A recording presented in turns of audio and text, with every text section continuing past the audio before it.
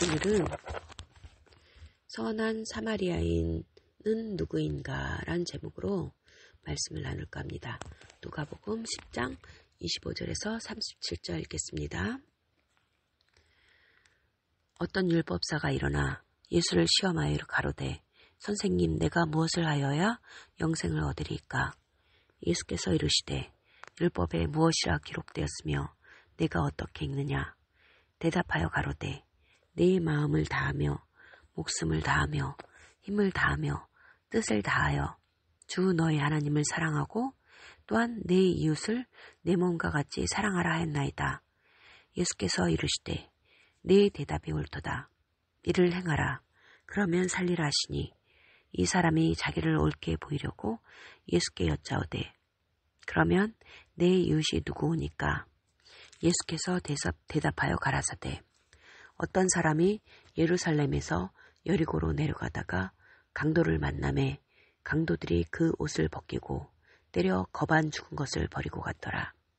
마침 한 제사장이 그 길로 내려가다가 그를 보고 피하여 지나가고 또 이와 같이 한 레위인도 그곳에 이르러 그를 보고 피하여 지나가되 어떤 사마리아인은 여행하는 중 거기 이르러 그를 보고 불쌍히 여겨 가까이 가서 기름과 포도주를 그 상처에 붓고 싸매고 자기 짐승에 태워 주막으로 데리고 가서 돌보아주고 이튿날에 데나리온 둘을 내어 주막 주인에게 주며 가로되 이 사람을 돌보아주라.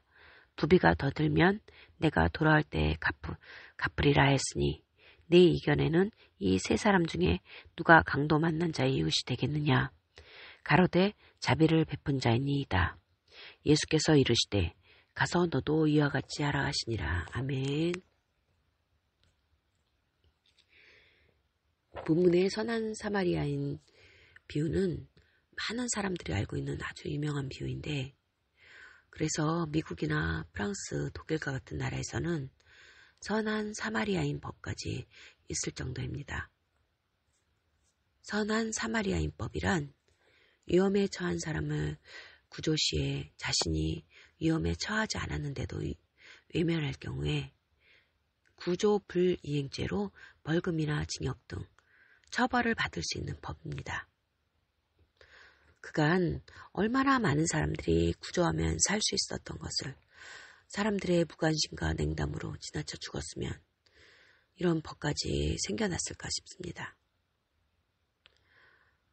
여하튼 본문에 예수님이 하신 선한 사마리아인 비유에 대해 잠깐 줄거리와 부연 설명을 하면 어느 날 한 남자가 예루살렘에서 여리고로 가는 길에 예기치 않게 강도를 만나는데 강도들은 이 남자의 물건을 약탈하고 거기다 옷까지 벗겨 거반 죽을 정도로 때리고 버리고 갑니다. 이때 한 제사장이 내려가다가 이 남자를 봅니다. 이 제사장은 아마 절기를 맞아 예루살렘 성전에서 제사를 지낸 후에 여리고에 있는 집으로 가는 길이었을 것이에요. 그 당시에 여리고는 제사장들이나 레위인들이 운집해 살았다고 하는데 여기서 예수님은 제사장이 내려가다가란 표현을 썼는데 예루살렘은 해발 780m가 넘는 고원지대였고 여리고는 지중해 해면보다 약 250m 정도 낮은 지대라 그 내려가는 길이 아주 급경사로 굴곡이 많고 근처에 계곡과 숲이 많았다고 합니다. 그래서 이 길에 강도들이 실제로 많이 출몰했고 근래까지도 이 길에서 유명 인사를 비롯해서 많은 사람들이 아랍 강도들에게 실제로 죽었다고 합니다. 이러한 길에서 제사장은 피를 흘리며 쓰러져 있는 남자를 만난 거죠. 제사장은 아마 이 남자를 보고 갈등을 했었을 거예요. 그런데 율법에 의하면 시체를 만지면 부정하게 되는데 구하려다가 만졌는데 그 남자가 죽을 수도 있고 또 살았다 한들 구조하다가 죽게 되면 자신이 부정을 잊게 되잖아요. 거기다 구조하다 죽으면 또 자기가 자칫 누명을 쓸 수도 있고, 또 집에는 자기를 기다리는 처자식이 있어서 자기가 늦으면 걱정할 텐데, 아무튼 이런 여러 마땅한 이유로 그 남자를 지나쳐갑니다. 그리고 그 뒤로 한 레인이 지나가죠. 이 레인들은 제사에 직접 참여는 안 하고 성전이나 제물의 관리를 했기 때문에 먼저 앞서간 제사장은 아마도 뒤에 따라오는 레인들이 자기보다 덜 중요한 직무를 맡았기 때문에 레인에게 이 남자를 구조하는 것을 떠넘겼을 거예요. 그런데 이 레인도 똑같은 이유로 그 남자를 지나쳐서 피해가요. 이런 거를 방관자 심리라고 하는데, 이 레인 또한 이런 방관자 심리로 다른 사람들이 또 지나갈 테니까 그 사람에게 책임을 떠넘기고 갔을 거예요.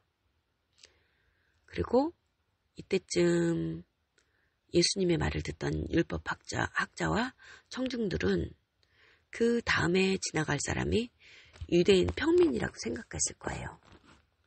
하지만 예수님은 이런 사람들의 예상을 뒤엎고 다음 인물로 유대인들이 아주 멸시하는 사마리아인을 등장시킵니다. 그런데 이 사마리아인은 제사장과 레인과 달리 이 남자를 아주 불쌍히 여겨가지고 소지하고 있던 포도주와 기름으로 남자의 상처에 붓고 쌈에서 치료를 해줍니다. 이 당시엔 달리 의약품이 없어서 알코올 성분이 있는 포도주로 상처를 수독하고 또 올리브 기름을 연고 삼아서 이 치료제로 쓰였다고 합니다. 이렇게 응급처치를 한 사마리아인은 이 남자를 자기 짐승에 태워서 자기는 걸어가고, 그 남자는 이렇게 짐승에 태운 다음에 주막으로 가서 남자를 밤새도록 극진히 돌보아줍니다. 그리고 다음날 주막 주인에게 2데나리온을 준 후에 잘 돌봐달라고, 그리고 경비가 더들면 자기가 돌아와서 갚겠노라고 말을 하고 떠납니다. 한 데나리온이 그 당시 노동자들의 하루 품삯이었다고 하는데, 그러면은 2데나리온은 지금 돈으로 한 30만 원 정도 될까요? 이때 숙박비가 반 아사리온이라고 해요. 근데 한 아사리온이 한 데나리온의 16분의 1 정도니까 이 반 아사리온은 우리나라 돈으로 한 5천 원 정도 되는 돈일 거예요. 그러니까 무려 2달치나 내주고 간 거죠. 하루 숙박비가 5천 원이면 굉장히 싼데 아마 이 당시는 지금과 달리 이 땅값도 싸고 또 외진 곳의 주막이라 또 시설도 허름해서 그랬을 거예요. 그런데 지금 이곳엔 실제로 선한 사마리아인 주막이 있어서 성지 순례인들이 즐겨 찾는다고 해요. 여하튼 예수님은 이렇게 이야기를 마치시고 율법학자에게 누가 이 광도 맞은 자의 이웃이 되겠느냐고 묻습니다. 율법학자는 비유 속의 제사장과 레인처럼 율법에 목을 매는 사람인데, 그래서 이런 상황이 됐을 때도 이 사람도 아마 똑같이 피해 지나갔을 거예요. 그리고 또 처음에 예수님이 율법에 어긋나는 말을 하나하나 시험하려고, 또는 율법을 잘 지키는지, 또 그런 자기를 드러내고자 질문을 했다고 했는데, 하지만 예수님의 질문에 차마 제사장이나 레인이 이웃이라고 대답하지 않고 자비를 베푼 자, 즉 선한 사마리아인이 이웃이라고 대답을 합니다. 그래서 예수님은 이 율법학자에게 가서 너도 이같이 하라 하고 말씀을 하십니다. 이 유명한 선한 사마리아인의 비유에서 선한 사마리아인이 누구인가에 대한 해석은 아주 분분한데 저는 이 선한 사마리아인은 예수님을 상징한다고 생각합니다. 비유 속의 사마리아인과 예수님은 아주 여러 유사한 점이 있어요. 첫째, 예수님은 유대인이 멸시하고 적대시했던 사마리아인처럼 예수님 또한 유대인들과 비기독교인들에게 미움을 받았고 또 지금도 받고 있어요. 그러나 오직 강도 맞아 죽을 목숨을 예수님으로 인해 살게 된 자만이 예수님의 이웃이 되고 또 친구가 되었죠. 예수님은 아직까지 그렇게 세상 사람들에게 멸시받고 그리고 또 미움받고 있잖아요. 미국 영화를 보면 예수님 이름이 욕으로 쓰이는데 왜 간디나 시달타가 아닌 왜 하필 예수님일까요? 예수님이 무슨 잘못을 했다고? 이상하잖아요. 또한 정통 유대인들은 지금도 예수님을 히틀러보다 더 미워한다고 해요. 정말 이상하죠? 이런 점이 선한 사마리아인과 예수님이 닮은 거예요. 그리고 둘째 비슷한 점은 선한 사마리아인이 제사장이나 레위인과 달리 율법이나 가족 등 어느 곳에도 매이지 않고 남자를 구했잖아요. 그것처럼 예수님도 그 어느 곳에도 구애받지 않고 오직 영혼에 대한 사랑, 그 긍휼한 마음 하나만으로 우리를 구원하신 것이 비슷합니다. 또 셋째 비슷한 점은 선한 사마리아인이 상처를 치료하기 위해 사용한 포도주는 예수님의 보혈을 상징하고 기름은 성령을 상징합니다. 우리는 모두 강도 맞은 자들로서 예수님의 보혈로 씻김을 받고 성령님으로 치유를 받은 사람들이잖아요. 그런 점이 비슷하고 또 넷째는 사마리아인은 남자를 주막에 그냥 맡기고 간 것이 아니라 손수 피를 닦아주고 음식을 먹이며 밤새 극진히 돌봐줬잖아요. 그것처럼 예수님 또한 그렇게 우리의 상처를 직접 치료하시고 돌봐주셨어요.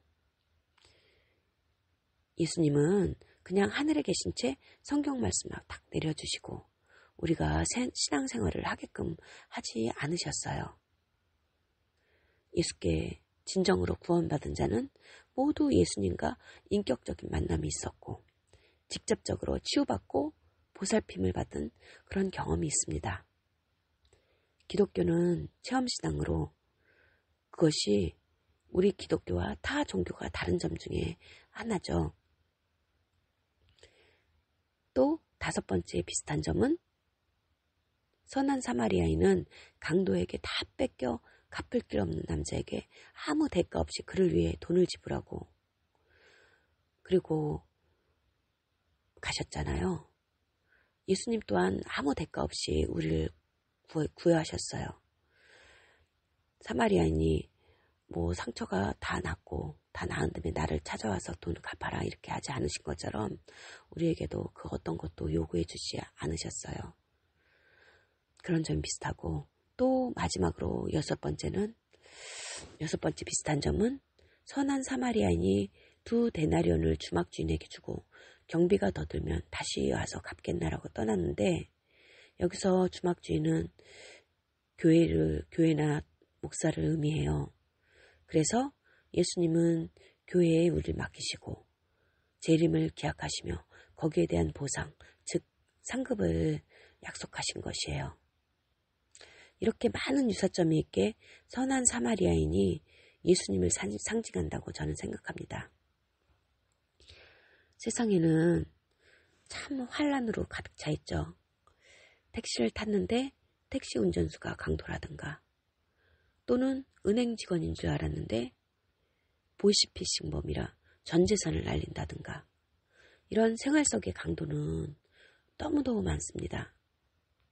실제로 같은 교회에 다녔던 어떤 성도님이 사업상 중국에 갔다가 사업자금 4천만 원을 모조리 소매치기 당한 적이 있는데 넉넉치 않은 분이어서 이분은 정말 그때 충격으로 쓰러져 병원까지 입원할 정도였어요. 그리고 점차 신앙으로 다시 회복하긴 하셨는데 이런 분들이 정말 이 비유에서처럼 강도 맞은 자들이죠. 그런데 큰 의미로 본다면 우리 인류는 모두 다 사단에게 강도 맞은 자들이에요. 비유 속에 강도 맞은 자도 미친 개한테 물린 셈 치고 훌 털고 일어나서 집을 가거나 지막으로 가고 싶은데 너무나 깊은 상처를 입어서 움직일 수 없었듯이 세상 사람들도 사단에게 강도 맞고 너무 깊은 상처를 입어서 스스로 자기를 구원할 수 없는 상태가 된 것이에요. 술이나 마약이나 도박이나 또는 성중독이나 동성애나 이 모든 악습 등이 자기가 사람들은 그 사람들을 탓하지만 모두 영혼을 약탈당해서 스스로 자기도 빠져나오고 싶지만 자기를 구원하고 싶지만 그럴 수 있는 힘이 없는 거예요. 그렇다면 제사장과 레위인들은 누구를 의미할까요?